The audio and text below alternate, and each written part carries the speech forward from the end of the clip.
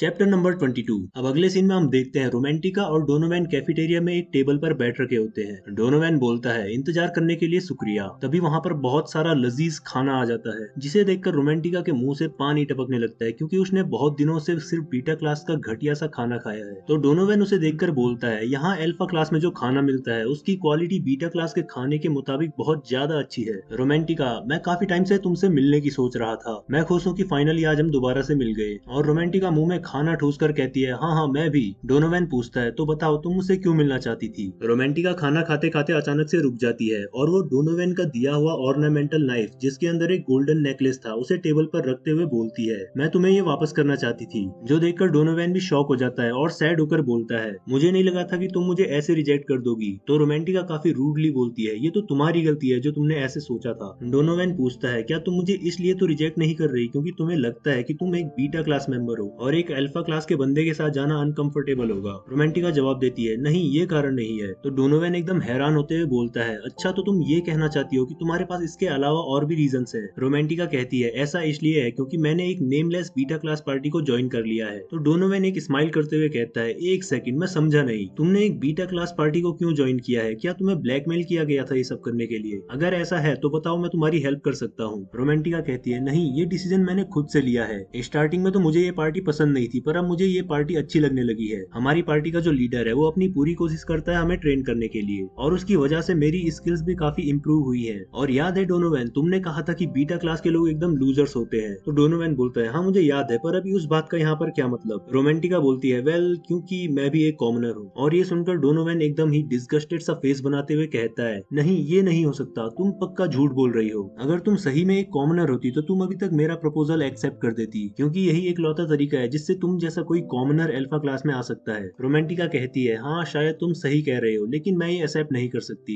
तो डोनोवैन बोलता है, क्यों, आखिर क्या रीजन है तुम्हारा? तो रोमांटिका स्माइल करते हुए बताती है, ऐसा इसलिए है क्योंकि मेरे पार्टी मेंबर मुझे उस तरह से नहीं देखते जिस तरह से तुम देखते हो। रोमांटिका यहाँ पर डोनोवैन का कॉमनर्स को लेके जो नजरिया है उसके बारे में बात कर रही है, तो तुम कुछ उल्टा सीधा मत सोच लेना। तो डोनोवैन फाइनली समझ जाता है कि रोमांटिका सही में एक कॉमनर है, और वो गुस्से से चिल्लाकर बोलता है, तुम घटिया नीच कबाड़ी कॉमनर्स कहीं के, तुम कभी नहीं बदलने वाले। तो रोमांटिका ये देखकर थोड़ा शॉक हो जाती है और डर जाती है कि कैसे थोड़ी देर पहले तक तो ये इतने प्यार से बात कर रहा था और अब एकदम से बदल गया। रोमांटिका बोलती है, नोबल्स हमेशा कॉमनर्स से नफरत करेंगे, और मैं जानती हूँ कि तुम नोबल्स कॉमनर्स को इतना हेट क्यों करते हो। क्यों ये हेवरियन एकेडमी स्टूडेंट्स के खानदान को देखती है, ना कि उनके टैलेंट और स्किल्स को। क्योंकि नोबल्स डरते हैं कि कहीं कॉमनर्स मिलकर कोई नई पावरफुल रिपब्लिक ना खड़ी कर दे। वो नहीं चाहते कि कॉमनर रिपब्लिक फिर से रिवाइव हो जाए, जो कि बहुत पहले हेवरियन एकेडमी के अंदर कॉमनर्स ने मिलकर बनाई थी। हालांकि अब टाइम चेंज हो गया है, जब से शैडो वर्ल्ड्स अपीयर होना शुरू हुए हैं। अब किसी के पास भी अगर स्किल्स और स्ट्रेंथ है तो वो शैडो वर्ल्ड से मैजिक जेम्स कमा सकता है। इसलिए नोबल लोग कॉमनर्स को बीटा क्लास में रहने के लिए फोर्स करते हैं, क्योंकि वो चाहते हैं कि कॉमनर्स कभी इतने पावरफुल ना हो सके जिससे वो मैजिक जेम को हासिल कर दे। अभी के टाइम पर तुम लोगों की हालत कुछ ऐसी है जैसे कि एक टूटते हुए सैंड कैसल का राजा, जिसे नहीं पता कि उसका कैसल कब टूट जाएगा, और यही चिंता तुम्हें सता रही है। डोनोवैन बोलता है, तो क्या तुम ये बोलना चाह रही हो कि तुम एक नई रिपब्लिक बनाने में हिस्सा लोगी? तो रोमांटिका कहती है, नहीं मैं तो बस तुम्हें ये बता रही हूँ कि क्यों नोबल्स कॉमनर्स से इतनी नफरत करते हैं। उस मामूली से इंसिडेंट को 10 साल से भी ज्यादा हो गए हैं और अभी तक तुम नोबल लोग कॉमनर्स से डरते हो। डोनोवैन एक क्रीपी सी स्माइल देते हुए कहता है, क्या कहा 10 साल और एक मामूली सा पास्ट इंसिडेंट? रोमांटिका डोनोवैन को देखकर डरने लगती है और डोनोवैन बहुत ज्यादा गुस्से से पागल होते हुए कहता है, ऐसे एक्टिंग करना बंद करो जैसे कि तुम सब जानती हो। आखिर तुम होती कौन हो ये सब बोलने वाली? क्या तुम्हें पता भी है उस समय क्या हुआ था? वो सिर्फ एक मामूली सा पास्ट इंसिडेंट नहीं था। मुझे अभी तक वो इंसिडेंट ऐसे याद है जैसे कि कल ही हुआ हो। वो रिपब्लिक के लोग बहुत इविल थे। तो रोमांटिका कहती है, ठीक है, कम से कम मैं इतना तो समझ सकती हूँ कि हम लोग एनिमीज क्यों होने वाले हैं। हमारी पार्टी एक दिन अल्फा क्लास में एडवांस होगी और इसलिए अब से हम एनिमीज होने वाले हैं। डोनोवैन गुस्से से बोलता है, ठीक है, तो मैं मेक श्योर करूंगा कि तुम में से एक भी बंदा अल्फा क्लास में एडवांस ना कर पाए। क्या तुम्हें सही में लगता है कि तुम ऐसा कर सकते हो? तो रोमांटिका कहती है, ठीक है, तो मैं तुम्हें एक बात बता दूं कि हमें कम समझने की गलती मत करना। और रोमांटिका वहां से चली जाती है। डोनोवैन वहीं टेबल पर बैठकर उस ऑर्नामेंटल नाइफ को देखते हुए कुछ सोच रहा होता है, और वो याद करता है उस पास्ट इंसिडेंट को जब कॉमनर्स रिपब्लिक के लोगों ने नोबल्स पर अटैक कर दिया था। चारों तरफ धुआं धुआं हो रखा था और भीड़ के बीच में एक स्टेज पर किसी का एग्जीक्यूशन होने वाला था, मतलब कि उसे मौत की सजा मिलने वाली थी। भीड़ में खड़े कई लोग चिल्ला रहे होते हैं, मार डालो, सारे नोबल्स को मार डालो। फिर हम देखते हैं वहाँ स्टेज पर एक सर काटने वाली मशीन लगी होती है, जिसमें किसी को बांध के रखा होता है, और वहाँ पर खड़ा कसाई बोलता है, अब हम हाडूने फैमिली के हेड पर्सन को एग्जीक्यूट करने जा रहे हैं। भीड़ में खड़े लोग बहुत गुस्से और जोश में बोल रहे होते हैं, मुजरिम को सजा दो, उसे मार डालो, उसकी वजह से मेरा बेटा मर गया, उसे उसके किए की सजा दो, जल्दी करो, उसका सर काट दो। और ये बंदा जिसके बारे में ये सब बातें बोली जा रही थी, ये शायद से डोनोवेन का फादर था। तभी उसका सर कट जाता है और हमें एक फ्लैग दिखाया जाता है जो कि शायद से कॉमनर्स रिपब्लिक का फ्लैग था। और ये सब याद करते हुए डोनोवेन इतना गुस्से में होता है कि वो अपने एक हाथ से अपनी दूसरी बाजू को इतना जोर से पकड़ता है कि उससे खून आने लगता है और हम उसका बहुत डरावना सा चेहरा देखते हैं। Chapter number 23। अब अगले दिन पूरे हेवरियन एकेडमी के अंदर अफरा तफरी मच रखी होती है। लाइब्रेरी के अंदर लाइब्रेरियन अपने बंदों से पूछता है, हेवरियन एकेडमी के साथ जो स्पेशल इंटरव्यू हुआ था उसके रिकॉर्ड्स को अच्छे से चेक कर लिया क्या? तो वो बंदा पेपर्स में कुछ रिसर्च करते हुए बोलता है, ऑलमोस्ट हो गया सर। तो लाइब्रेरियन चिल्लाते हुए कहता है, जल्दी से उन डेटा शीट्स को वहां पे रख दो। तभी एक दूसरा बंदा वहां पे काफी सारी बुक्स रखते हुए बोलता है, मैंने ये सारी की सारी बुक्स चेक कर ली है जिनमें हेवरियन एकेडमी की हिस्ट्री के बारे में लिखा है। तो लाइब्रेरियन पूछता है, क्या ऐसा कोई केस आज से पहले कभी सामने आया है? वो बंदा रिप्लाई करता है, नहीं सर, आज से पहले ऐसा कभी नहीं हुआ। लाइब्रेरियन बोलता है, तो जल्दी करो, हमें सबसे पहले इस न्यूज को रिपोर्ट करना होगा।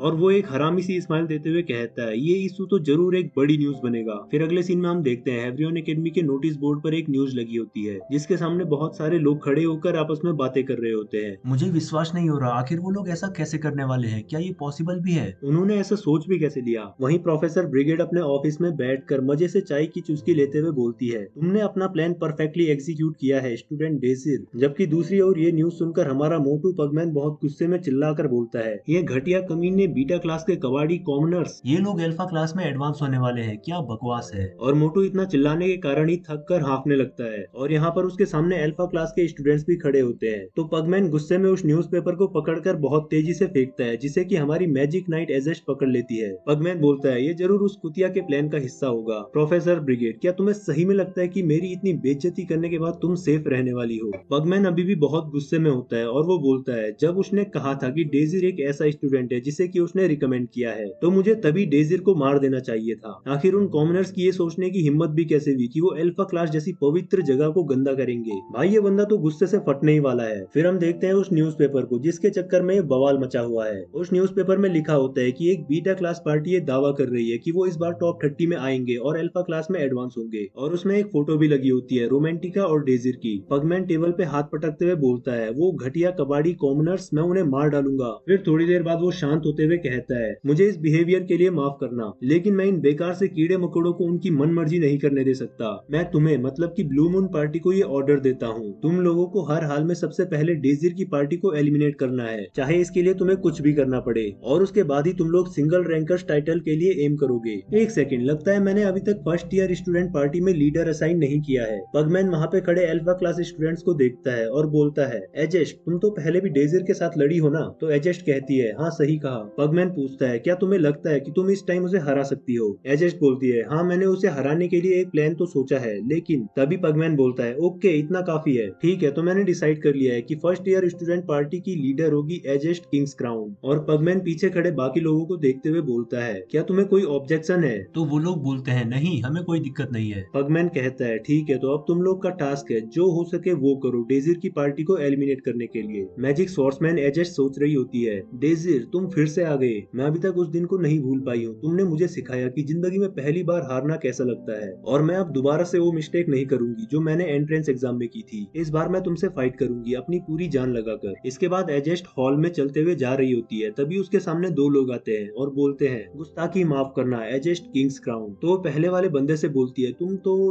डोनोवेन हार्डूने हो ना? और दूसरे वाले बंदे की ओर देखते हुए बोलती है, तुम्हारा नाम? तभी सामने से वो खुद का नाम बताता है, पार्सिवल एसिगुनिश, और ये वही बंदा है जिसने परम के साथ लड़ाई की थी। तो डोनोवेन बोलता है, एक पार्टी मेंबर होने के नाते मैं तुमसे एक रिक्वेस्ट करना चाहता हूँ। पीछे से पार्सिवल बोलता है, मैं भी। एजेस्ट पूछती है, क्या रिक्वेस्ट है? अगर तुम मेरे पार्टी लीडर होने के खिलाफ हो तो फिर? तभी डोनोवेन उसकी बात काटते हुए बोलता है, नहीं नहीं ऐसी बात नहीं है, बात यह है कि मैं चाहता हूँ कि तुम डेजिर की पार्टी में जो रोमांटिका है उसे मुझ पर छोड़ दो, उसे मैं देख लूंगा। और पीछे से पार्सिवल बोलता है, मैं चाहता हूँ कि तुम परम श्नीडर को मेरे लिए छोड़ दो। डोनोवेन कहता है, ऐसा नहीं है कि मैं तुम्हारी स्किल्स पे डाउट कर रहा हूँ, मुझे पता है कि तुम अकेले ही उन तीनों को हरा सकती हो, पर मुझे खुशी होगी अगर तुम रोमांटिका को मेरे लिए छोड़ दो, क्योंकि मेरे कुछ पर्सनल रीजंस हैं। तभी पीछे से पार्सिवल फिर से बोलता है, हाँ मुझे भी ऐसा ही लगता है, और मेरे भी कुछ पर्सनल रीजंस है परम के साथ। तो डोनोवेन पार्सिवल से कहता है, भाई क्या कर रहा है तू, बार बार मेरी बात के पीछे अपनी बात ऐड कर रहा है। तो पार्सिवल जवाब देता है, क्या हुआ, कोई दिक्कत है क्या? भाई ये दोनों बंदे क्या छोटी छोटी बातों में पर्सनल रीजंस लेके बैठ गए हैं। फिर एजेस्ट बोलती है, मुझे फर्क नहीं पड़ता उन दोनों के साथ क्या होता होता है, लेकिन मेरी एक कंडीशन है। बल्कि ऐसा समझो कि पार्टी लीडर होने के नाते ये मेरा ऑर्डर है कि तुम दोनों डेजिर अरमान को टच भी नहीं करोगे। वो सिर्फ और सिर्फ मेरा शिकार है। और ये चैप्टर यहीं पर खत्म होता है। तो भाई वीडियो को एक लाइक कर दो और इसका नेक्स्ट पार्ट कल या परसों तक आ जाएगा, इसलिए चैनल को सब्सक्राइब भी कर दो ताकि तुम्हें नोटिफिकेशन मिल जाए।